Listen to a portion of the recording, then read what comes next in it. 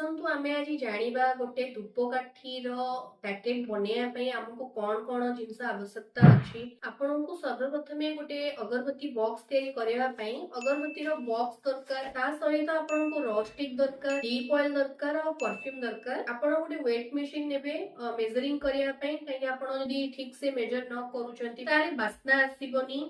ता सहित आपनको पीपी जरी दरकार। आपण डीप ऑयल जोटा रहउची आर धरंतु सबु परफ्यूम रो अलग अलग रेशियो रुहे। मु जो परफ्यूम टी नीची आर रेशियो होची 4:1 4:1 रेशियो माने आमे 4 केजी डीप ऑयल नवा, ता सहित परफ्यूम आपण गोटे केजी नेबे। 4:1 रेशियो माने आपण 4 केजी डीप रे गोटे केजी परफ्यूम मिक्स करिवे। अति कम रे आपण को 48 घंटा रखिबे। 48 घंटा परे आपण जो परफ्यूम और डीप ऑयल को मिक्स करिके रखिथिबे ताकू जे कोनोसी गोटे पात्र रे आपण बाहर करि नेबे।